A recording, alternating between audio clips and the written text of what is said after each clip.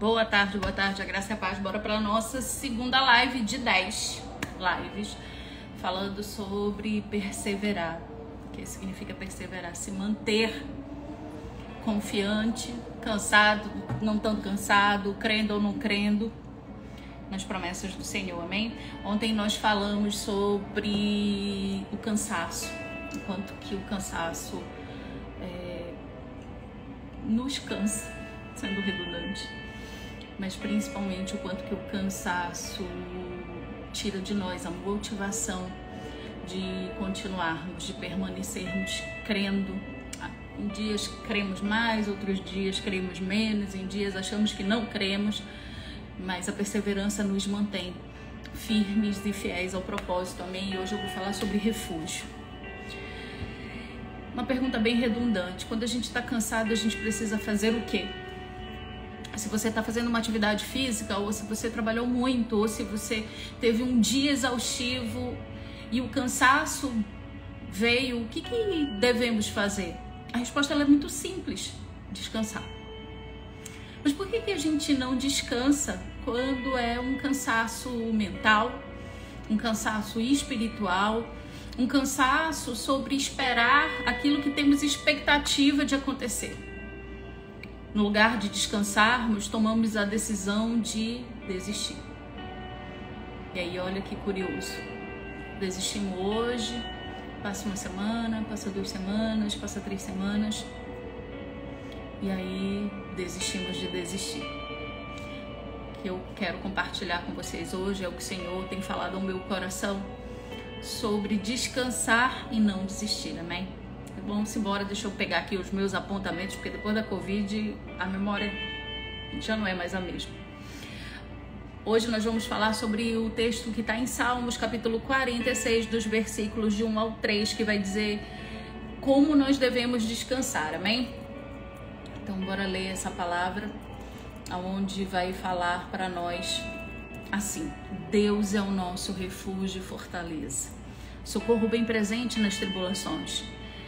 Pelo que não temeremos, mas ainda que a terra se transforme e os montes se abalem no seio dos mares, ainda que as águas tumultuem e os montes estremeçam, eu continuarei confiando em Deus. Esse texto vai falar que não importa o que aconteça, o mar pode se abalar, os montes podem se abalar, a vida pode se abalar, mas o Senhor é o nosso refúgio. Eu abri uma caixinha perguntando sobre o que era mais difícil em permanecer, em perseverar. E boa parte das respostas foi as circunstâncias. Aquilo que me dizem, aquilo que eu estou vendo acontecer. E eu falei sobre o texto de 2 Coríntios, que a palavra de Deus diz que andamos por aquilo que cremos, mas não por aquilo que vemos. No discurso é fácil. Eu até citei que há um louvor que cantamos com o ar cheio dos pulmões, vivo pelo que creio e não por aquilo que vejo, mas na vida prática, a banda não toca desse jeito. Na vida prática, somos levados a muito mais vezes vivermos por aquilo que estamos vendo do que vivermos por aquilo que estamos crendo.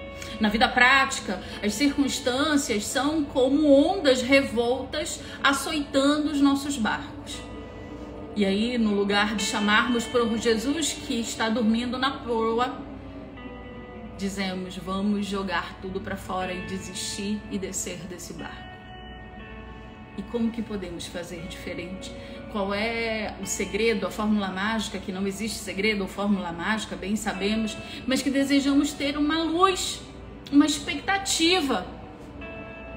Como podemos permanecer e fazer do Senhor o nosso refúgio nos momentos de aflição? Hoje, talvez, boa parte de vocês, a maior aflição é a questão familiar, conjugal, onde casamentos e famílias estão sendo destroçados. Eu assisti lá no TikTok um trecho de um videozinho, onde um pastor estava contando uma espécie de parábola. E ele disse para a esposa: amor, amanhã faz uma janta? Queria chamar a minha família para comer conosco. E ela diz que não casou para fazer janta pro povo dele, que ela não vai cozinhar nada e tá. E ele diz: ok, você não vai fazer pela minha família, mas por mim você faz. E ela, para se ver livre da discussão com o marido, ela diz: faço, por você eu faço. E o marido pela manhã sai de casa, vai trabalhar e ela diz: faço é nada. Eu é que não casei para cozinhar para o povo dele, para a família dele. Mas aí chegou o fim do dia e no horário que ele disse que a família dele chegaria para jantar, chegou. E para surpresa dela, não era os pais e os irmãos dele, mas seus pais e suas irmãs. E ela, desesperada, ligou para ele: mas você disse que era a sua família. E ele disse: é a minha família, porque quando casamos eu entendi que o teu povo era o meu povo e que o meu povo era o teu, mas pelo visto você não. Por que eu tô contando essa história? Porque eu também me achava cheia de razão até o meu casamento fracassar. Eu achava que eu estava completamente certa em tudo que eu fazia ou deixava de fazer. Mas foi no deserto que eu descobri que a banda não tocava desse jeito.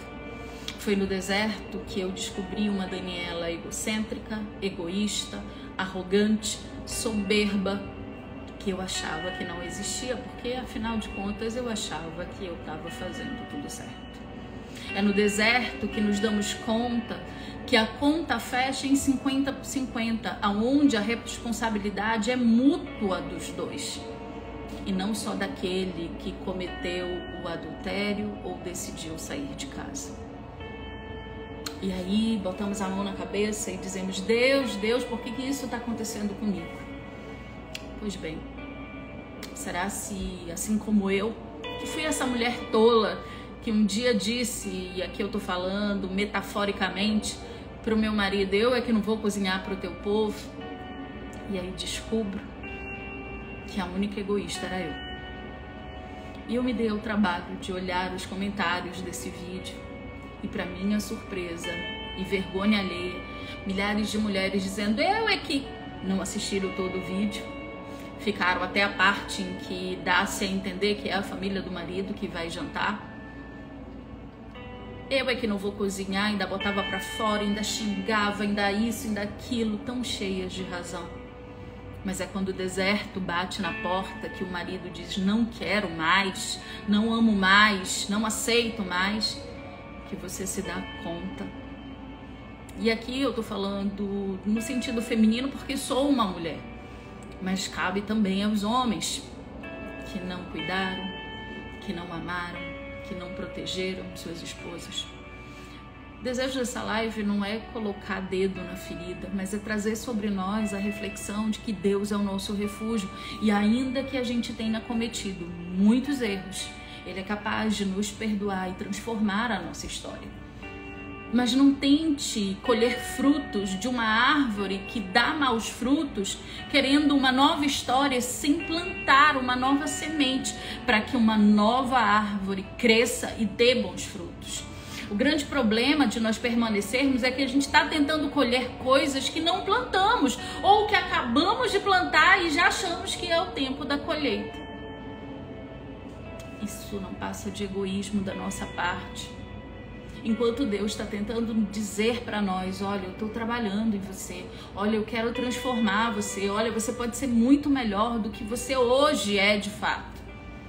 E estamos como crianças mimadas, batendo no pé: não, é porque eu quero agora. E às vezes esse comportamento faz com que o que deveria ser um deserto de poucos dias transforme-se em desertos de longos anos. Quando a dúvida chegar, que a gente venha lembrar desse texto de Salmos 46, do versículo 1 ao 3. Onde esse versículo vai mostrar para mim e para você que mesmo quando tudo parece desabar, Deus continua sendo o nosso refúgio. Quantos aqui já sentiram que a terra está abrindo debaixo dos seus pés, como se o mar tivesse te engolindo, porque está tudo desmoronando ao nosso redor? Quando tudo está desmoronando, eu preciso lembrar: Deus é o meu refúgio. Como eu disse na primeira live, eu falei sobre medo. Medo do fracasso financeiro, medo da rejeição, medo de não haver restauração, medo de nunca mais ser feliz, medo da solidão, medo de viver um deserto tão longo que talvez você não consiga suportar. Mas depois do medo eu preciso trazer a confiança. O medo ele serve para duas coisas: me proteger ou para me aprisionar. Qual é o tipo de medo que você está escolhendo? O que te protege ou o que te aprisiona? O medo é só para que eu lembre que um dia, quando criança, enfiei o dedinho na tomada e tomei um choque, que ali não é lugar de enfiar o dedo. É para isso que deveria ser usado o medo nas nossas vidas. Mas a gente acaba deixando que o medo nos tome conta e a gente não consegue fazer mais nada, absolutamente nada. Mas passado essa primeira fase, onde o medo paralisa, onde o medo aprisiona, eu preciso lembrar que há um refúgio, há um lugar de refúgio, de socorro bem presente. Esse lugar é no Senhor. Mas eu só encontro esse abrigo se eu permanecer crendo. Sabe o que significa permanecer crendo? Não significa ter uma fé inabalável, aonde todos na tua igreja olham e digam: olha aquela mulher de fé.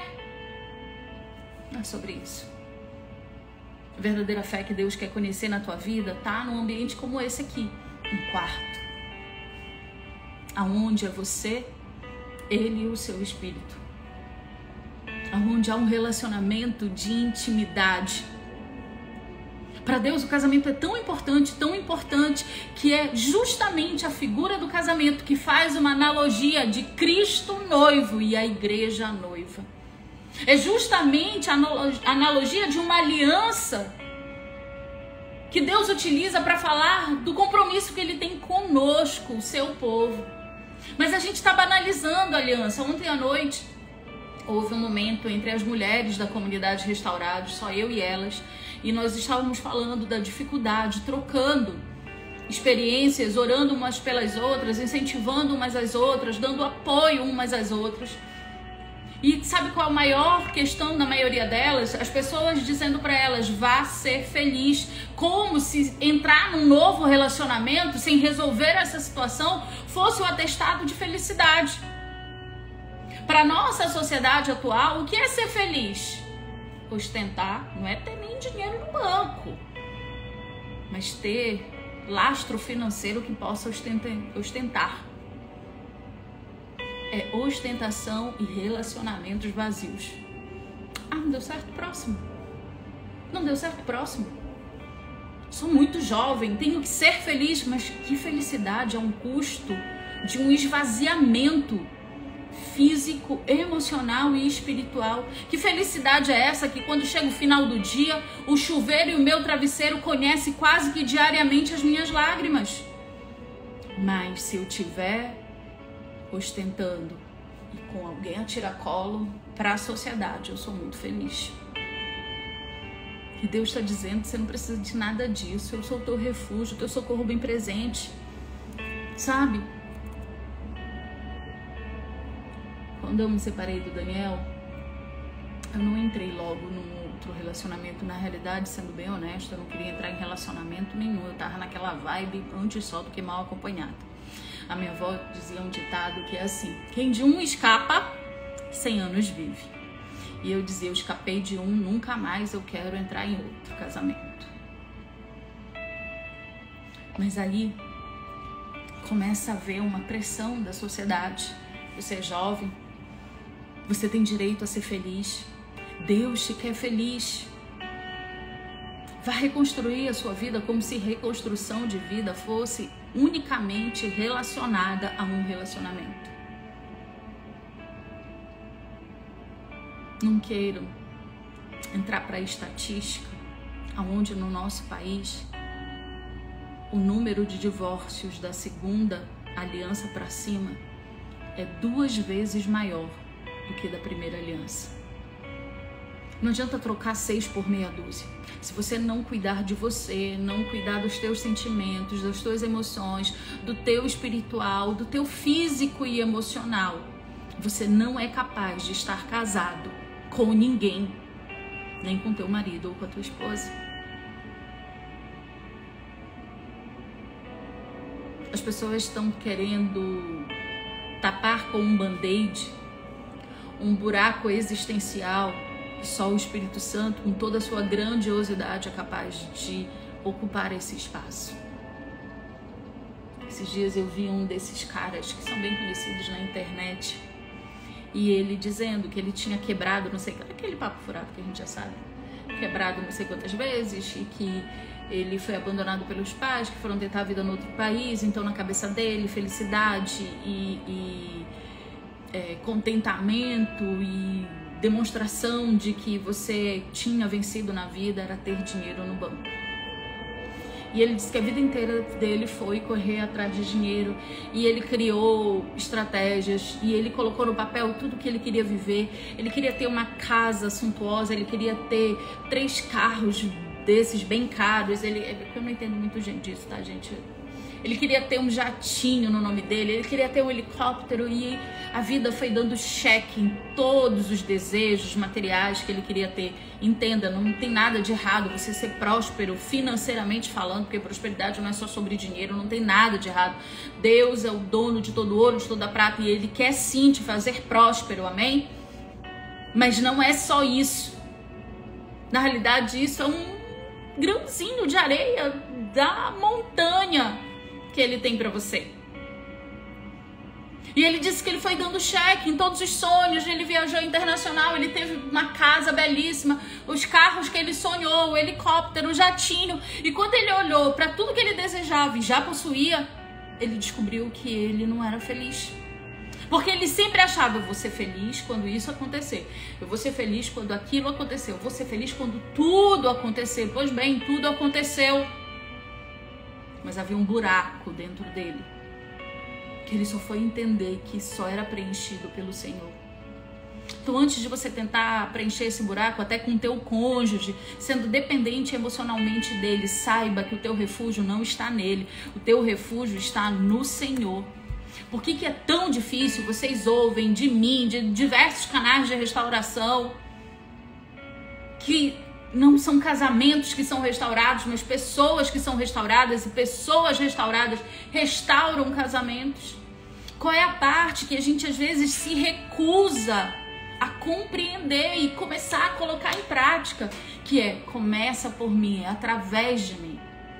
Enquanto Daniel estava lá me perturbando, porque eu achava uma perturbação, ok? Dizendo que ele queria a nossa casa de volta, a nossa família de volta, e eu só olhava para ele e dizia: eu não te amo mais, eu não te quero mais na minha vida. O maior arrependimento que eu tenho é de ter construído algo contigo, e além de eu não te amar e me arrepender, eu ainda te odeio. Porque eram as palavras que eu falava ao meu marido. Gente, eu cheguei ao ponto de orar.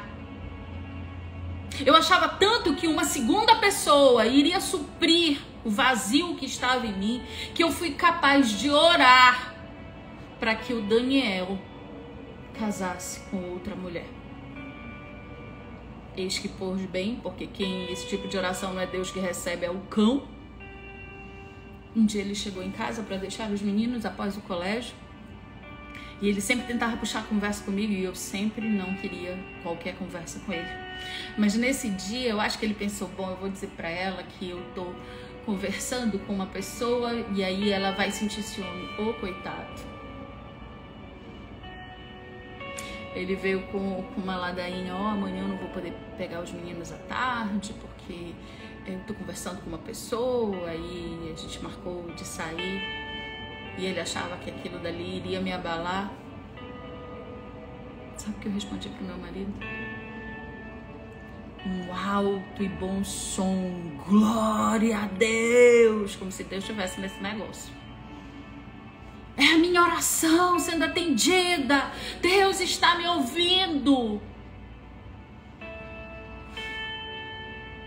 Gente, eu glorifiquei, porque meu marido estava começando a conversar com outra pessoa. Quando eu digo para vocês que isso também passa, é porque eu vivi e sei que também passa.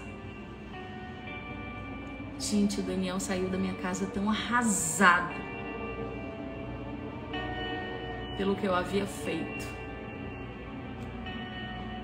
O Daniel nunca pensou em desistir. Mas ele conta que naquele dia ele pensou assim, meu Deus, será se vai ter solução isso daí? Ele duvidou de que haveria solução. Mas olha, eu e ele aqui, antes de um projeto fracassado, uma família interrompida, ele sofrendo, eu sofrendo, e nossos filhos sofrendo, cada um sofrendo da sua maneira, do jeito que conseguia suportar. E a gente não conseguia sair daquela teia que Satanás havia nos aprisionado. E vivíamos pelas nossas próprias paixões, e aqui não é paixão homem e mulher, mas sobre os nossos próprios interesses. E onde Deus estava sendo o nosso refúgio. Depois do medo, eu preciso fazer do Senhor o meu refúgio. Depois do medo, eu preciso encontrar no Senhor o socorro bem presente na hora da angústia. E depois do medo, eu preciso fazer do Senhor o meu abrigo. Porque não adianta eu saber que Ele é o meu refúgio, mas se eu não transformo o meu relacionamento com Ele em meu abrigo. Essas 10 lives que eu vou compartilhar com vocês são coisas que no meu secreto, aqui nesse ambiente, o Senhor tem falado comigo. E tudo que o Senhor fala comigo, eu sempre penso como eu posso compartilhar isso. Como que eu posso fazer isso de uma forma que não fique só comigo.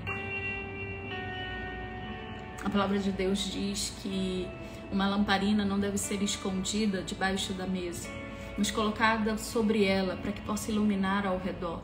Meu intuito não é iluminar, porque quem ilumina é o Senhor. Mas meu intuito é dividir com vocês a vida real. Porque eu não sei vocês, eu tô bem cansada de tudo muito instagramável. Vidinhas perfeitas. Não, porque agora... Gente, vocês acham que eu não discuto com o Daniel? Claro que nós discutimos. Mas hoje, se eu pudesse escalonar isso e colocar num patamar de 0 a 100%, hoje eu tenho 8% aí de desavenças com o Daniel e 92% de conversões. O relacionamento amadurece. Mas o que eu quero dizer pra vocês é que a vida é real. Que tem dias que a gente tá com medo, tem dias que a gente tá cansado, tem dias que a gente tá em dúvida, tem dias que a gente tá muito animado. Tem dias que a gente acorda e diz, pode vir que eu tô com tudo, Jesus é comigo. Mas tem dias que a gente põe a mão na cabeça e diz, Deus, aonde tu estás que eu não te enxergo? E tá tudo bem. Só não deixa de estar bem quando eu transformo ou a tristeza ou a euforia em algo contínuo. Eu fiquei 3 anos separadas do Daniel. O nosso testemunho está no canal do YouTube, você pode acessar lá. A gente até está pensando no início do próximo ano regravá-lo, porque está bem antigo e era muito mais amador. Enfim, amador no sentido assim da qualidade, mas está lá o nosso testemunho, tanto o nosso, os dois juntos, quanto só o meu e o sol dele, amém? E aí a gente descobre, e é isso que eu queria dividir com vocês, que quando a gente faz do Senhor o nosso refúgio, a gente começa a entender que há alguns passos a serem concluídos. O primeiro passo é, eu preciso sempre me lembrar de todas as promessas que Deus tem na minha vida, porque isso me traz fôlego nos momentos em que eu estou sem. Segundo passo, eu preciso orar e entregar a Deus as nossas preocupações, e normalmente sabe o que a gente faz? Ou vai para as redes sociais ou fala com quem não pode resolver os nossos problemas. E um terceiro passo, e eu acabei de compartilhar com vocês, tem apoio de pessoas que caminham e creem na mesma fé que você. porque sempre haverá muito mais oposição do que aceitação.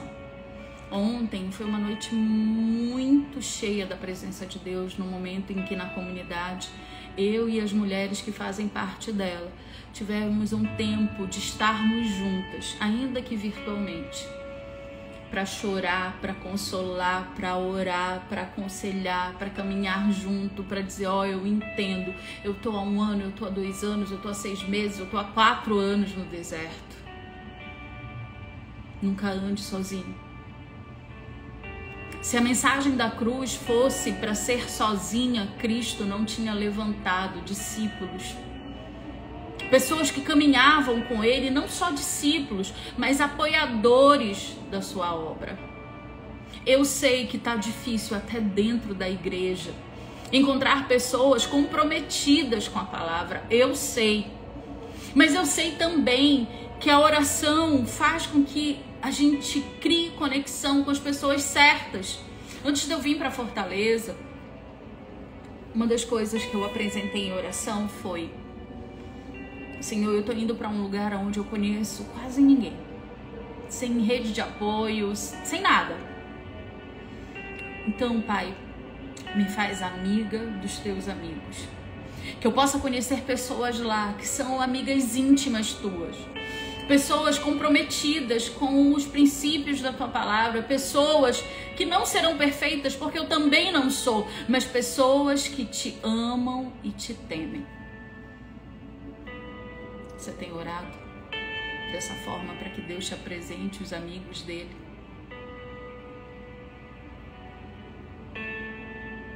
Ande com os amigos de Deus, peça que ele te apresente os seus melhores amigos. Que, como eu disse, não serão perfeitos, porque eu e você também não somos. E aí hoje, nessa live, que a gente já está terminando, que ela é bem curtinha, qual desses passos você tem colocado em prática? Ou melhor, se não tem colocado nenhum, quando é que você vai começar a colocar? Lembrar das promessas, entregar e orar as preocupações e caminhar com os amigos de Deus. E antes de nós terminarmos, eu queria finalizar orando, lançando sobre vocês uma palavra profética. Eu tenho dito, e é verdade, todos os dias eu faço o povo da comunidade Restaurados declararem palavras proféticas sobre a vida deles. Porque a palavra de Deus diz que o que é ligado nos céus, o que ligamos na terra é ligado nos céus. Então bora parar de estar amaldiçoando a nossa própria vida e vamos começar a declarar as verdades da palavra de Deus sobre nós. Amém? Senhor, se você puder fechar seus olhos nessa hora, onde você estiver, por favor, se estiver dirigindo o carro, não fecha o olho não, gente. Mas se você estiver num lugar que você tem a oportunidade de fechar os olhos, de se concentrar e tomar posse, é só uma pequena oração, uma palavra profética lançada, aonde a gente possa tomar posse e crer que ela vai se cumprir, amém? Pai, nós te agradecemos esse momento. Senhor, hoje, como corpo de Cristo, queremos lançar uma palavra profética que possa ser ligada aos céus, pelo poder que há no nome de Jesus. Senhor, hoje nós ligamos nos céus que Tu é o nosso refúgio, fortaleza e socorro presente, e que nós não vamos mais contar os nossos problemas para aqueles que não podem resolver, mas a partir de hoje, Senhor, vamos criar um relacionamento contigo, entregando sobre o teu altar todos os nossos medos, dúvidas, aflições, assim como toda a gratidão por tudo que tu tens feito até aqui. Muito obrigado, Pai, que o nosso clamor possa ser recebido por Ti, pelo poder que há no nome de Jesus. Amém. Gente, uma boa tarde e amanhã a gente se vê de novo. Lembrando que essa é a segunda live de 10 lives sobre continuar permanecendo. A gravação dela mais tarde vai lá pro canal do YouTube se você quiser ver outra vez, tá bom? Beijo, fiquem com Deus.